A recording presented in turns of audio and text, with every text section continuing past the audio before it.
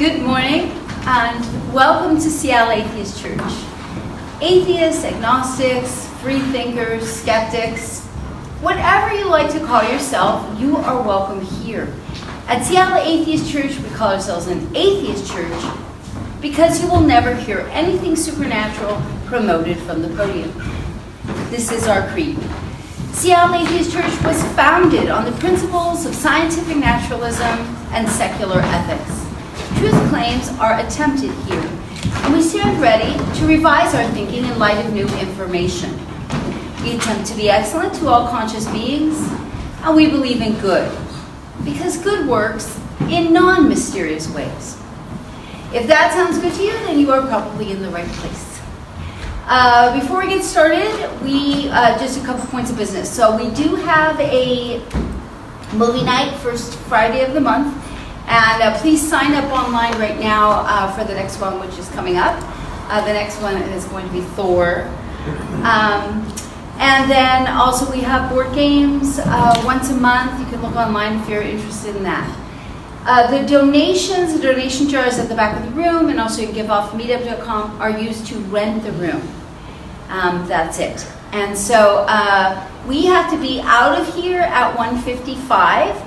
Which shouldn't be a problem because we'll have our talk and we'll have our discussion, and then we close about 20 minutes before we actually have to be out of here. We'll close at about 1:45, which gives us plenty of time to, talk. What? Yes? Yes. Okay, great. Because if we stay longer than that, then they charge us for a whole extra hour, so we don't want to do that. Okay, the way we do it here is the members ourselves give the talk. We have a planning meeting every 3 months. Everyone is welcome to a planning meeting. And so the talk is really a jumping off point for our discussion. Please come on up, Laura.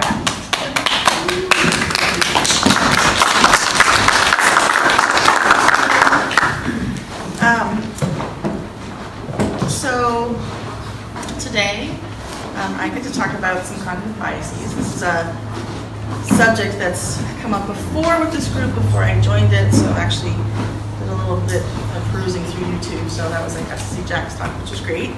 I think it makes a ton of sense for a group like this that's interested in rational thought and science to look at potential biases or other things that could make for illogical decision-making processes or conclusions.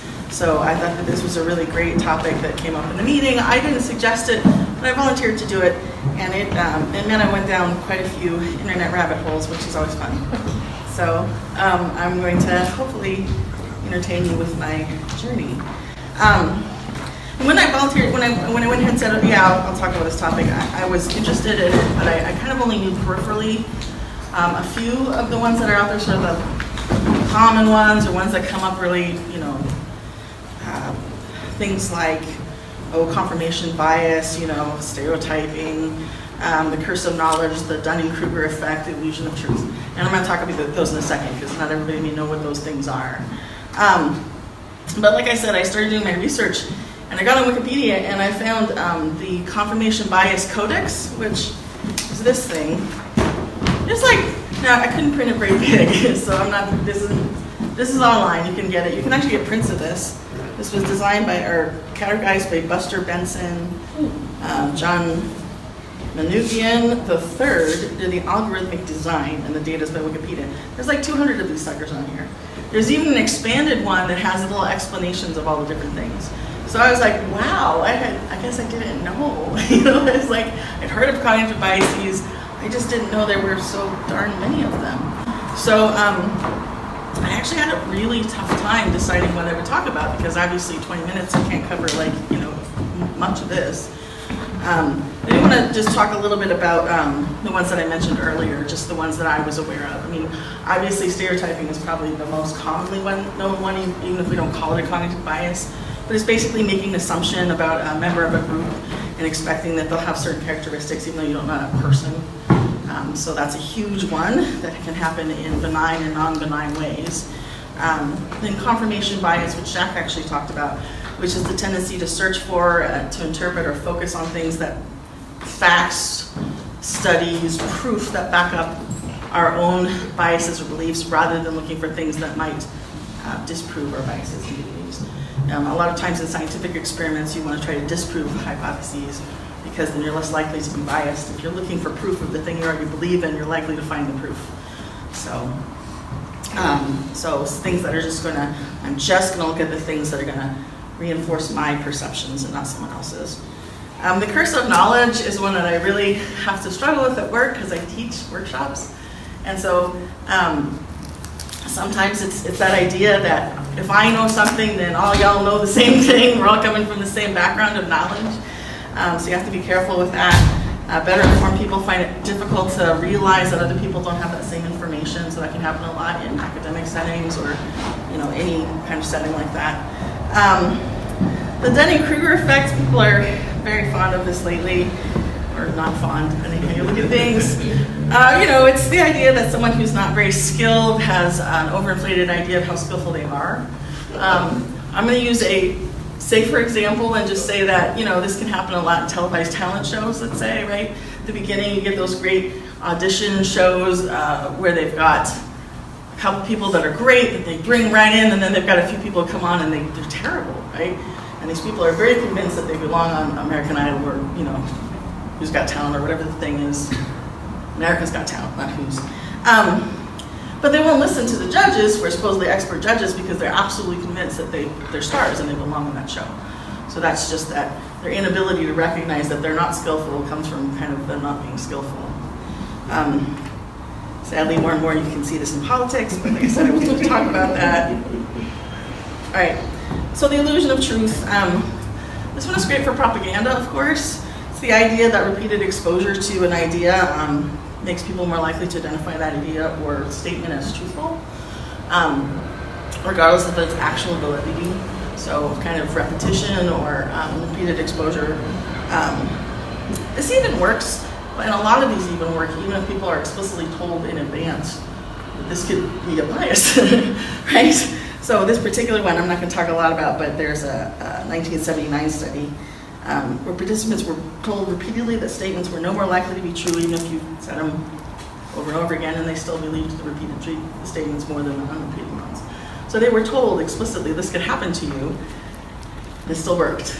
So this is the challenge of cognitive biases. I didn't really talk about what those are. I mean, they're basically involuntary patterns of thinking that can distort perception.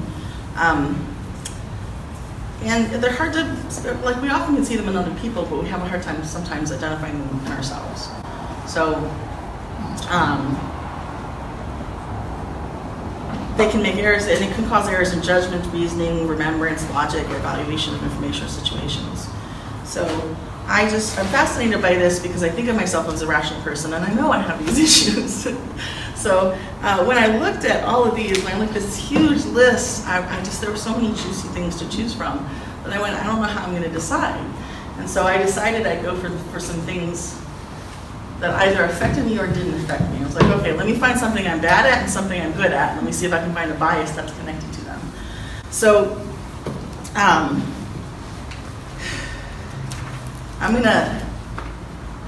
gonna say that I'm gonna go with the thing that I'm bad at next because of the serial position effect, which means that you're less likely to remember what I'm about to tell you about myself because you're gonna remember the last thing I tell you. So you remember the good stuff about me, the things I do well.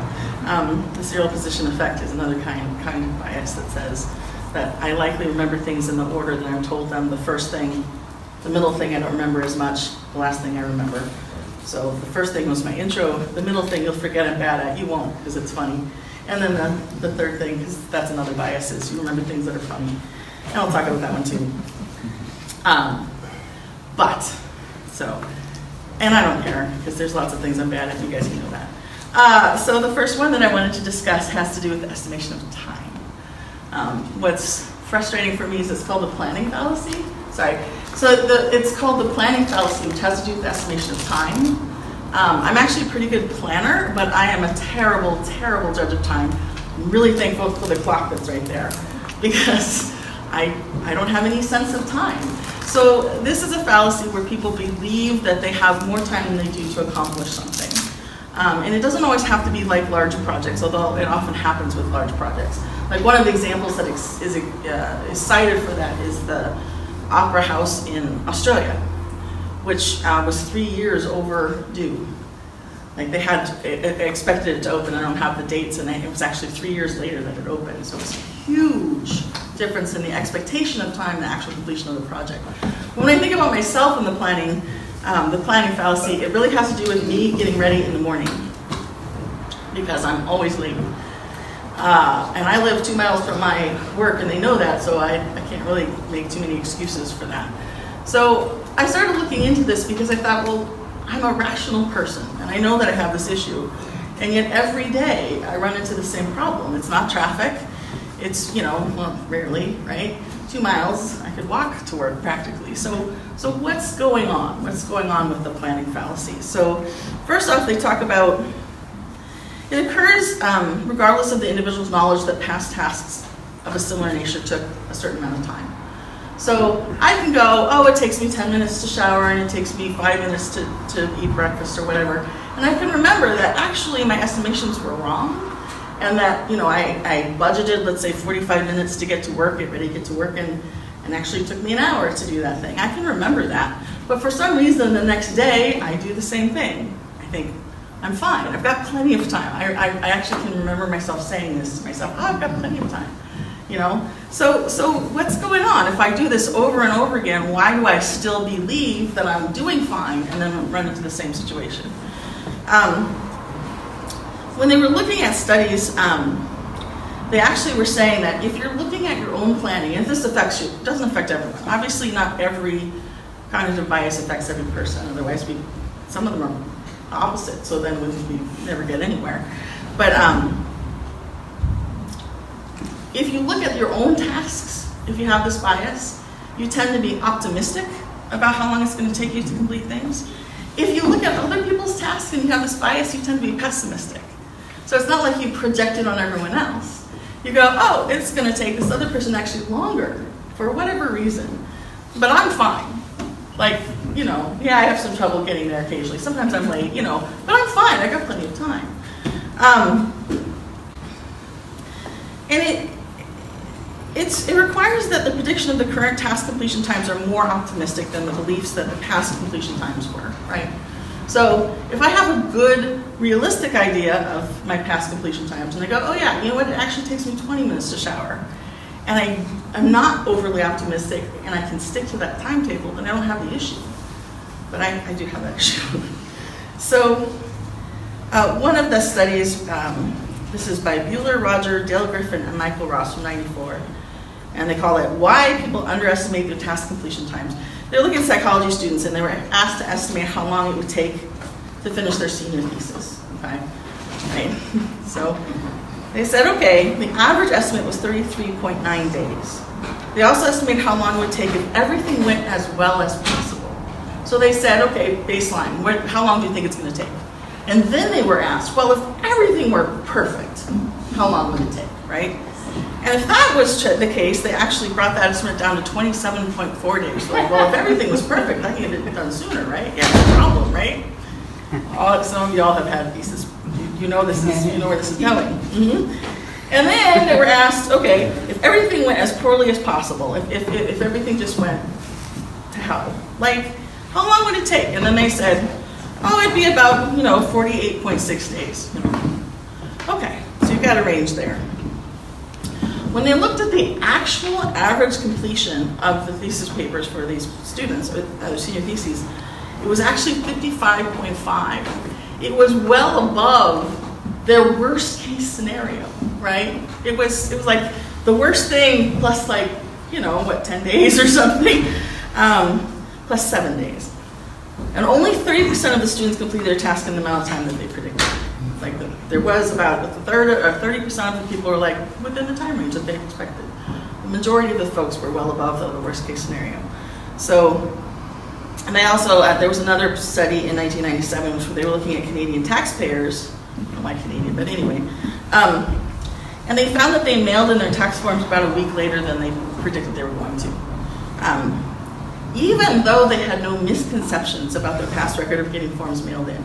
It was as if they said, oh, yeah, we know we were late last time, or it took us too long last time, so this time we'll do better. But that wasn't the case. They still had almost a week difference when they thought they were going to mail stuff in So when they actually completed it. It says that this illustrates a defining feature of the planning fallacy, which is people recognize their past predictions have been over-optimistic while insisting that their current predictions are realistic, which is my problem. I think I'm fine. So the researchers were looking at why this might happen, right? What's going on? In other ways, again, rational people. And there were a whole bunch of ideas. There's actually more than I want to talk about here. So Kahneman and Tversky originally explained the fallacy, and they said that planners focus on the most optimistic scenario for the task rather than using their full experience. So they're sort of discounting the experience that they've had and said optimistically, well, of course I'm going to get it done sooner, right? They have this optimistic idea. And that feeds back to that idea that when I'm evaluating you and your ability to get a task done, I'm like, oh, it's going to take you forever. And I'm like, oh, I'm fine, right? Even though in the past, I haven't been. Bueller, who did that 94 study when they were looking at the senior theses, he said that it might be wishful thinking. Like, I just want to get the task done sooner, so I'm gonna, right? It's just gonna happen. Which some of my tasks, I feel that way. And then they think it'll be easier and quicker, right? I'm hoping that this task will be easy and quicker, and so I sort of just assume that. I don't feel like that's me in this case. The same researchers actually said in a different paper that there's an issue of self-serving bias. So self-serving bias is another cognitive bias, which says that when I was successful in the past, I attribute that success to myself. But when I was not successful in the past, I attribute my failure to other things. Right? So I can successfully plan, okay, the one time I made it to work on time, actually I make it to work on time every day. It's just always a really close call. So, and I try not to let my coworkers know because they don't all live 2 miles away and they have better excuses. But it's always a close call and it's silly. So I could go, okay, all those times that I was early to work, that's because I was a good planner and all that stuff, right? But all those times when I was late or I was close to being late, it was the traffic or it was my roommate or it was my roommate's cats or whatever the thing. It's not me, right? If I'm in charge of everything will go fine. And this suggests that people make optimistic estimates so as to create a favorable, oh, sorry, I missed one. One experiment found that when people made their predictions anonymously, so they didn't say that they were the ones making the prediction, they actually did not have the optimistic bias. So, which is interesting, and this is suggesting that people make optimistic estimates so as to create a favorable impression of themselves with others, right? Oh yeah, I'm fine, I have plenty of time, right? Because I've got good executive function, I know how to plan, right? I know how to do this. The last one that I wanted to talk about was Roy and colleagues, and they did the other study. Said that was the Canadian taxes. People do not correctly recall the amount of time that similar tasks in the past have taken to complete. So they think they do. I think my shower only takes 5 minutes, and I believe that my recall is correct. But really, it's 10 minutes, and I don't know it, right? So every time I'm thinking, I'm fine, it's only taking me 5 minutes, but it's always taking me 10 minutes or 20 minutes or whatever the thing is. And that it becomes systematic, so that we systematically underestimate the duration of past events. So the prediction of future events are based on a fallacy, right? They're based on the idea that this took so much time, but not really clocking it very well. For myself, and I don't think this is true, I don't know if this is true or not, but I have what I think is a personal underlying issue that contributes to this, which is I have dyscalculia. And dyscalculia, for those people who don't know, it's the type of dyslexia that has to do with numbers and number processing. But it also can affect your concept of time. And so what I think is 5 minutes really often isn't 5 minutes. In fact, now that I have a cell phone, it's not so much, but I used to have to wear a watch because I would wander in the store and think I'd been in there 20 minutes and be like an hour or 2 hours later.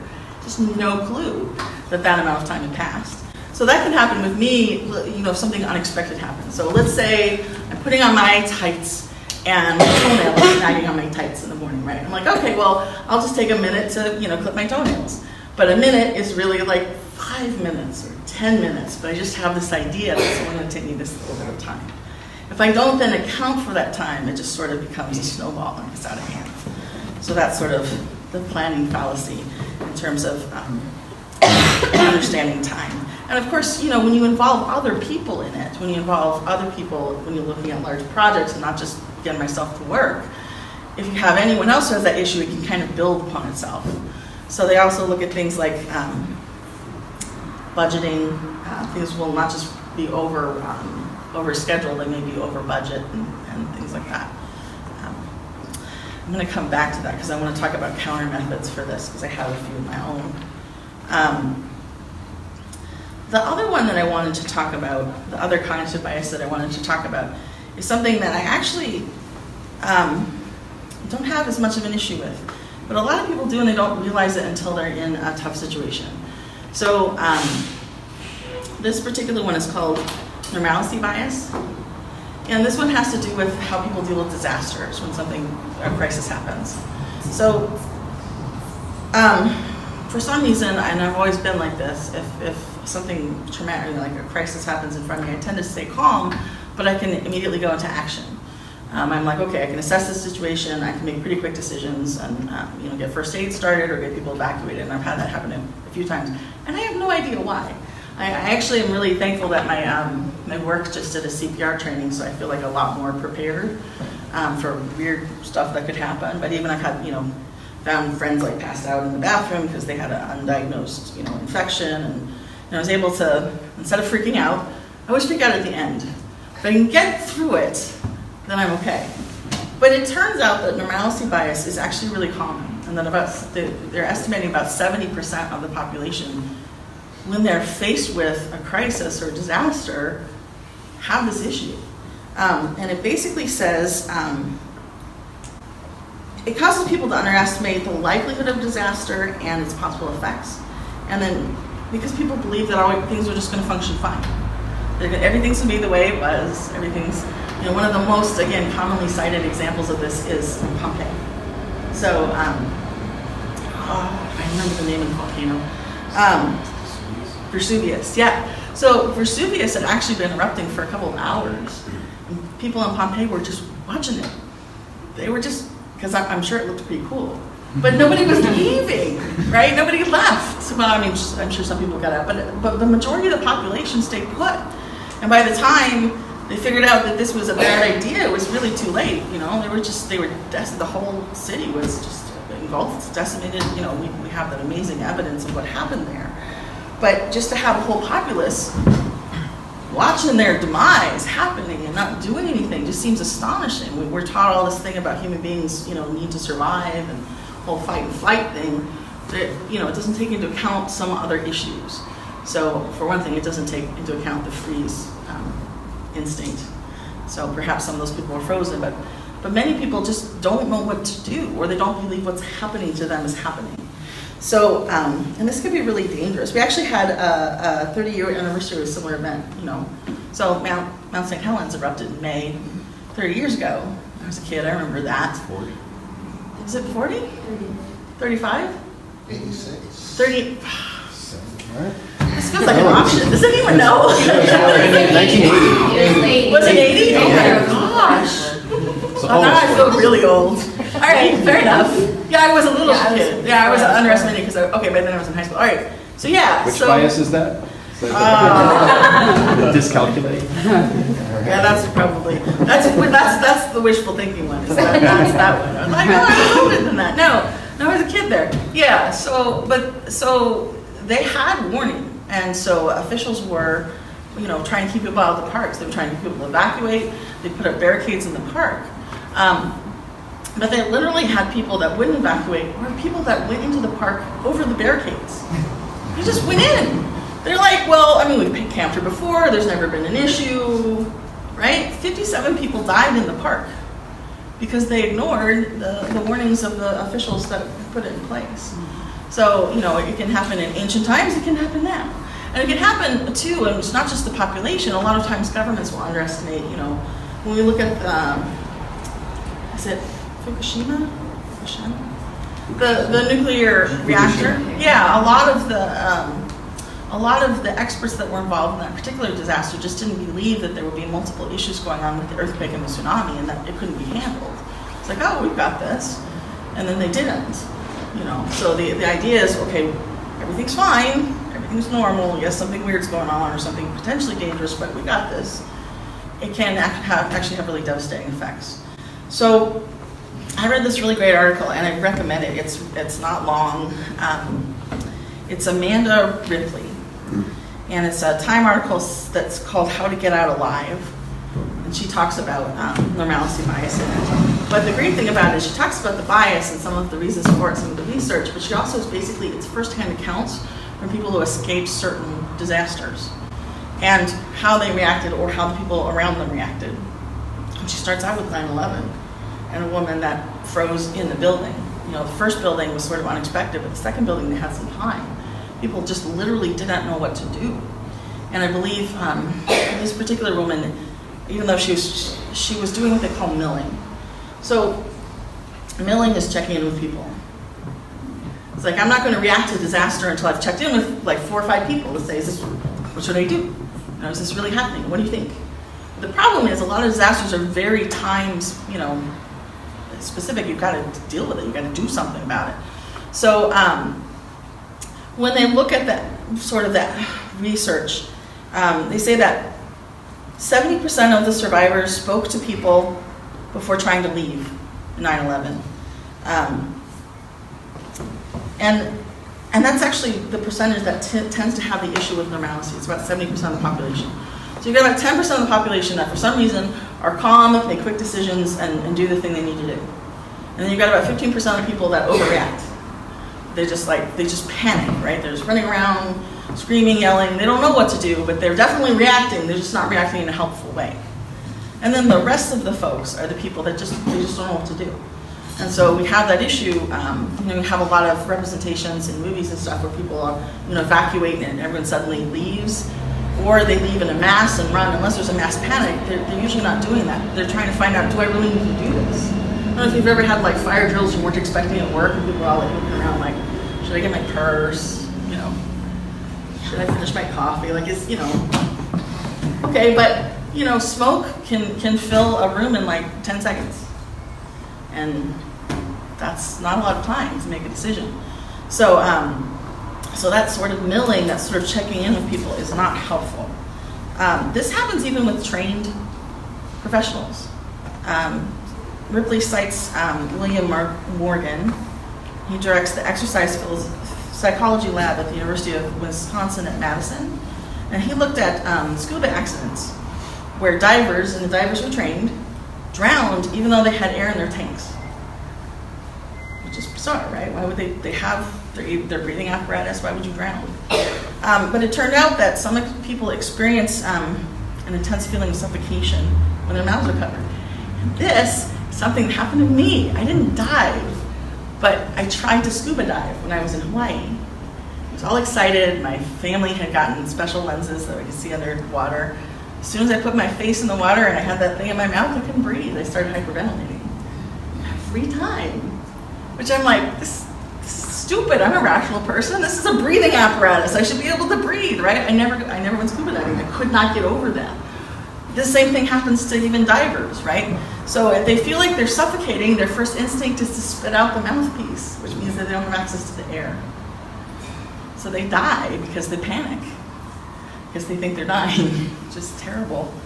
And so she's saying, why do our instincts backfire so dramatically sometimes? And they looked at research on how the mind processes information, and it may be a lack of data. So even when we're calm, our brains require 8 to 10 seconds to handle new, novel pieces of complex information. Okay, so that'll slow you down. But with more stress, that starts to slow down the process. So if you're bombarded with new information, your brains kind of shift into low gear when we really need to be moving fast. You gotta get out of the building, but you can't think fast enough to do that. So we look for shortcuts to solve the problem quickly, and if there aren't familiar behaviors available for a given situation, the mind seizes on the first thing. Like if I can't breathe, then I need to clear my mouth. I don't necessarily think the thing in my mouth is helping me breathe. Another thing that can explain what's going on is there's a professor at the Hazard Reduction Recovery Center in Texas. His name is Michael Lindell. Most people go their entire lives without a disaster.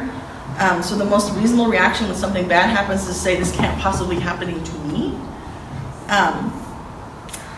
And then you kind of check in, again, that milling sort of thing. They say that when people are told to leave in anticipation of a hurricane or flood, most of them check in with 4 or more sources. Family, newscasters, and officials, among others, and then decide what to do. The process of checking in, once again, it was that 70% of survivors were talking to other people for 9/11 before they decided to do anything. The vast majority of people do very little. They are stunned and bewildered. She actually visited also the FAA training facility, and they had, stewardesses or stewards, and who knew how to evacuate planes. They had set up a plane, and the reporters that were in there and the other people that were in there, they were acting as passengers, were joking around, get me a drink, how long is this flight, what's the in-flight movie. But then they started to fill the cabin with smoke, which was non-toxic smoke, but it was, very visceral. It's a lot more visceral to actually have the experience happen to you than just be told, well, this is play acting. It took 20 seconds to fill it. So 20 seconds is pretty quick. And then all you could see was the lights on the floor. So completely pitch dark, except the little pin lights, if you guys know, along the little. So these were all experienced flight attendants, but even as they were trying to evacuate, they were running into things. She heard a thud as someone hit their head on the overhead bin. Even with a little bit of stress, knowing it was a simulation, that everyone was safe, it still took longer than they anticipated to get people out of the plane. And these were the people that were supposed to be trained to do it. This led to some of the people that were studying evacuations to say, this is what Mac McLean says, that it's really about people slowing down, and you really have to tell people what to do. Like if you're the person in charge, you can't expect, you've done the whole little, here's your exits and everything like that. When people, they see the cards, all that stuff, as soon as a disaster happens, they still lose that knowledge and either sit there, panic. There's a woman in this article that talks about how she sat and panicked, and her husband got her out of the plane, and she looked back and her friend was just sitting there staring. Many people think that if you're in a plane accident, you die or you don't die. But you can it's like 50% survival rate for a lot of plane accidents. You just have to get out and away from the danger. The problem is people can't seem to do it. So, all right, so what can you do? I mean, these are just a couple of the biases, right? And I would say that the different ideas about what you could do for a particular bias, it's going to depend on the bias to some extent yourself. But I think the most important thing is what's attributed to Socrates, right, is to know yourself, right? So I know I have an issue with planning. So what do I do? And this is what the researchers were saying for the planning fallacy, and I'm going back to the planning fallacy, but we'll come back to the disaster. But one of the things that they suggest is sort of planning for the planning fallacy, if you will, right? So it's sort of the if-then counters, implementation intentions, which people may have heard of. So if I know all of the steps I need to take, then I'm going to say, I'm going to do this, and then this, and then this, and have a timeline for each of those things. One of my methods is to make sure that if I have something I'm preparing for now, I try to make sure things are set up in advance, right? If I know that I need to figure out what I'm going to wear, because I used to frantically be going through my closet late for work, and if I have it set up the night before, I don't have to worry about that. I just go get the outfit that was set up the night before, right? And by doing that, if anything weird happens, like, I need to clip my toenails, or I lose my earring, or whatever, I've actually got a little wiggle room to be able to deal with that. This is the thing that works the best for me, is really to say, when situation X arises, I will perform response Y, right? If this thing happens, I will do this thing. And that helps with project planning, but that can help with just a little getting myself to work on time or whatever that thing is. You really have to be intentional though, right? You kind of have to mean it and follow through. Because otherwise you fall into the same situation where you're giving yourself not enough time.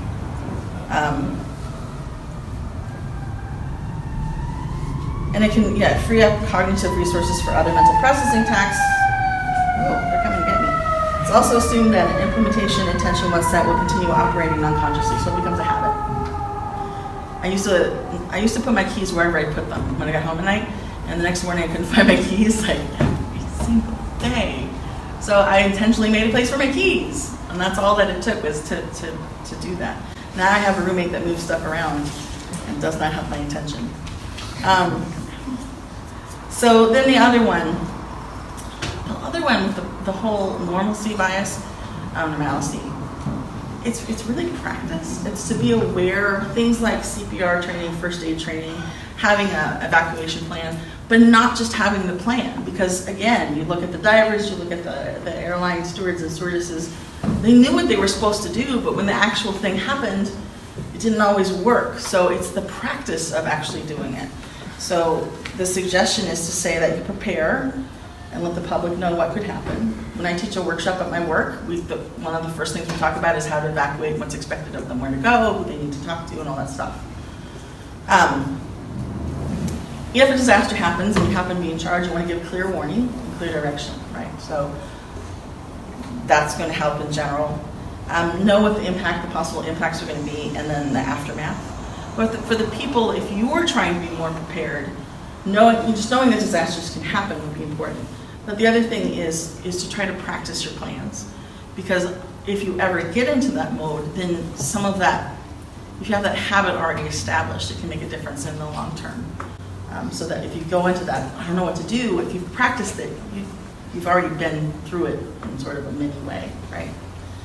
That was the main stuff I had to talk about. There's actually, and I'm not going to talk about it here, but if you guys are interested in, there's so much. I think that there's hundreds of potential ones that people could talk about. But I found this after I picked the ones I was going to talk about, I found this great blog post from the Renaissance Man, and it says, 12-step checklist for avoiding cognitive biases and making decisions. And so it's things like checking for different types of bias when you're making a decision. So part of that means that you have to be aware of what the biases are. So that would be just willingness to check out, but it's also things like, check for self-centered bias. Is there a reason to suspect the team is making recommendation of errors, and it's team-oriented. So for anyone who's really interested in cognitive biases and sort of examining why you think the way you think, I did this thing where I was like, okay, I'm going to, again, look up things that I'm either good at or bad at. Maybe the bad at thing is better. And go, well, what's going on here and what could I do about it? So, anyway, that's it. Thank you.